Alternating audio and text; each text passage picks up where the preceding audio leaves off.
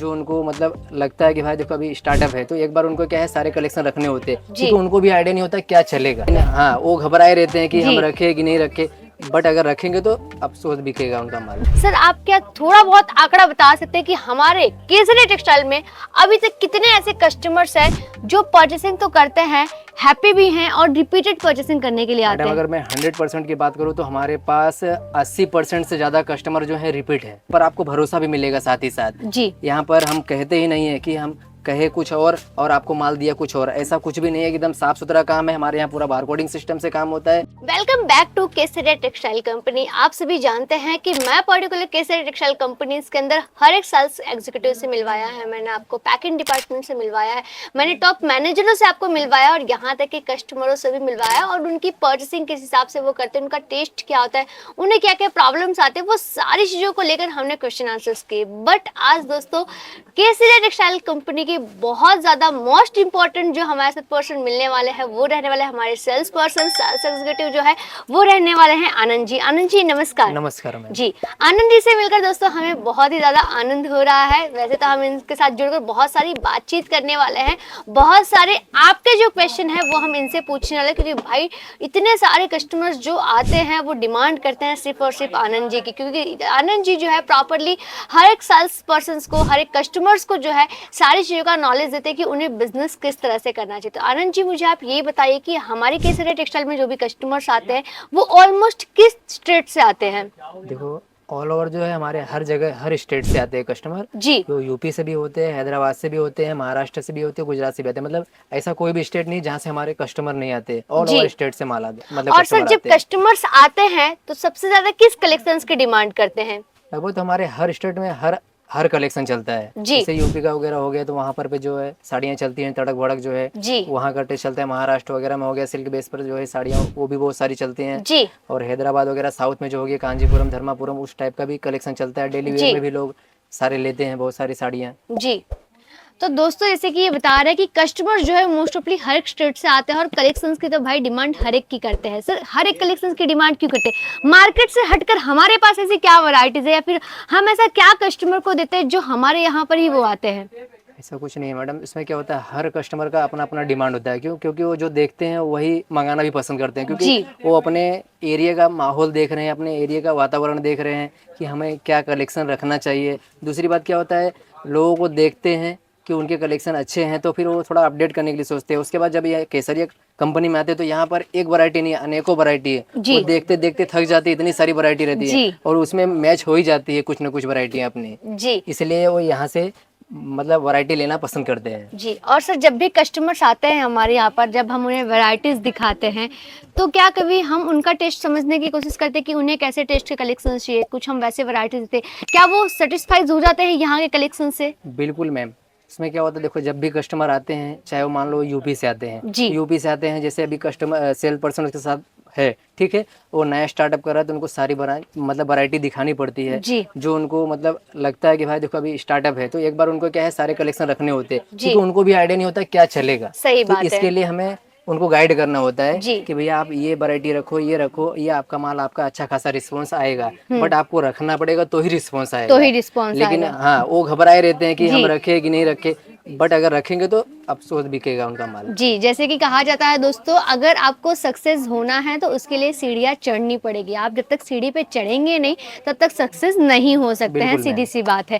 Sir जो भी जैसे कि कस्टमर्स आते हैं, परचेसिंग करते हैं, हम उन्हें प्रॉपर्ली अपडेट देते हैं, बिजनेस के आइडियाज जो है वो भी हम यहाँ पर देते हैं। सर आप क्या थोड़ा बहुत आंकड़ा बता सकते हैं कि हमारे केसरी टेक्सटाइल में अभी तक कितने ऐसे कस्टमर्स हैं जो परचेसिंग तो करते हैं, हैप्पी भी हैं और रिपीटेड परचेसिंग करने के लिए आते हैं? अगर मैं 100% की बात करूँ तो हमारे पास 80% से ज्यादा कस्टमर जो है रिपीटेड है।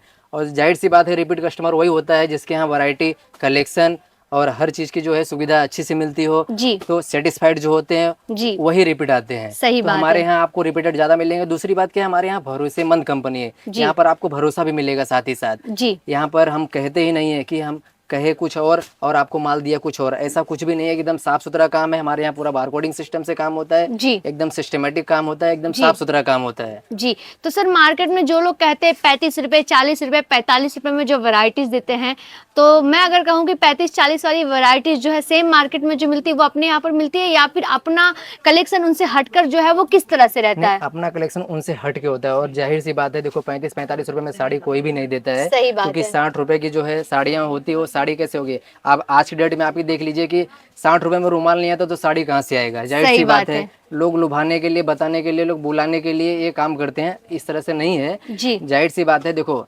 साड़ियाँ जो होती है ना, वो 100 रुपए से स्टार्ट होती है जी, और उसमें भी जो होती है क्वालिटीज वाइज आती है, जैसे दानी कपड़ा हो गया, रेनियल हो गया, इस तरह से जो है आप फैब्रिक अलग अलग रखेंगे तो वहाँ से साड़ियाँ स्टार्ट अच्छी खासी हो जाती है। अब जैसे कि सर आपने कहा कि 60 रुपए की साड़ियाँ सिर्फ लुभाने के लिए होती है, 35-40 रुपए की, तो सर केसरिया टेक्सटाइल कंपनी भी 60 रुपए वाली साड़ी देता है, तो आप उस पे क्या कहना चाहेंगे? देखो दरअसल क्या होता है, देखो जैसे भी एक मोबाइल की शॉप की बात किया जाए तो वहाँ पर भी आप देखने जाओगे ना तो 499 से फोन रहता है। इसका मतलब ये नहीं होता सारा दुकान उनका 499 का होता है, क्योंकि हर रेट अलग अलग होता है, डिपेंडेंट कस्टमर के ऊपर करता है, डिपेंडेंट एरिया के ऊपर करता है कि हमें क्या कलेक्शन रखना चाहिए, हमारा एरिया कैसा है, उसके मुताबिक जो है कलेक्शन रखना चाहिए। और दरअसल कलेक्शन जो है सभी रखना चाहिए, मिडल भी रखना चाहिए, हायर भी रखना चाहिए, लोवेस्ट भी रखना चाहिए, तो हर कस्टमर का अपना अपना होता है डिमांड। सही बात है। और जैसे कि मैंने कहा कि भाई 60 रुपए वाली साड़ी तो भाई केसरिया में भी मिलती है, तो दोस्तों जो हम 60 रुपए की साड़ियाँ देते हैं वो बुटीक वाले को देते हैं, जिन्हें डिजाइनर पीस रेडी करना होता है, वो प्लेन फैब्रिक के कलेक्शन होते हैं, साड़ियों की लेंथ में मिल जाती है।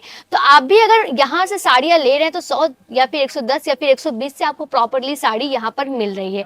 तो सर ने जैसे मोबाइल की दुकान का एग्जांपल दिया कि भाई 499 वाले प्रोडक्ट भी होते हैं, 5000 वाले भी होते हैं, 10,000 वाले भी होते हैं, और कहीं ना कहीं 1.5 लाख वाले भी प्रोडक्ट होते हैं। तो उसी तरीके से दोस्तों जब आप अपनी शॉप के अंदर कोई भी प्रोडक्ट रख रहे हैं, तो मैं ऐसा नहीं कह रही हूँ कि 1500-2000 वाली चीजें रखो, आप 100 वाली भी रखो, 150 वाली भी रखो, 200 वाली भी रखो, 500 वाली भी रखो। जैसे कि मैं अपने हर वीडियोज में कहती हूँ कि जब तक आप हर एक रेट में कलेक्शन नहीं रखेंगे, तब तक आपके जो कस्टमर्स है वो आपके यहाँ से नहीं बल्कि किसी और जगह से ले लेंगे, परचेसिंग कर लेंगे। देखो कलेक्शन तो सभी रखने चाहिए, और लेकिन जो भी रखो क्वालिटी वाइज रखो, और क्वालिटी ऐसी होनी चाहिए, उसके अंदर दम होना चाहिए प्रोडक्ट के अंदर, कि हमारा प्रोडक्ट अगर किसी कस्टमर के सामने अगर पेश होता है तो वाकई में उसके अंदर रियलिटी वो लगनी चाहिए कि वाकई में इसके अंदर कुछ है, तभी जो है इसके अंदर कुछ खासियत है, चाहे वो 100 रुपए वाली हो चाहे वो 150, बट क्या है क्वालिटी वाइज होनी चाहिए।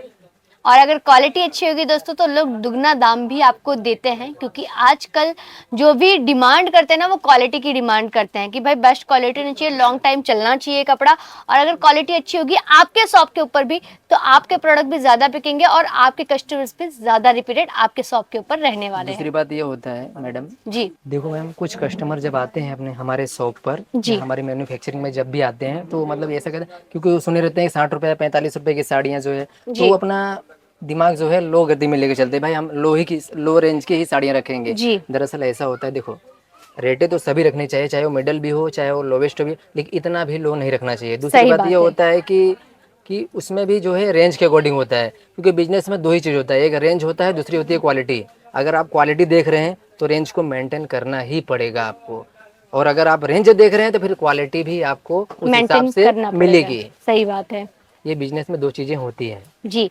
तो दोस्तों आपको भी बिजनेस करना है और आप भी कहीं ना कहीं ये सारे प्रॉब्लम से जूझ रहे हैं तो इस वीडियोस को ज़रूर देखिएगा। और आज की हमारी वीडियोस कैसी लगी है एक बार आप हमें ज़रूर कमेंट करके बताइएगा। और आनंद जी को हम थैंक यू सो मच कहते हैं कि उन्होंने इतनी सारी इन्फॉर्मेशन दी, इतना सारा अपना एक्सपीरियंस जो है आप लोगों से शेयर किया।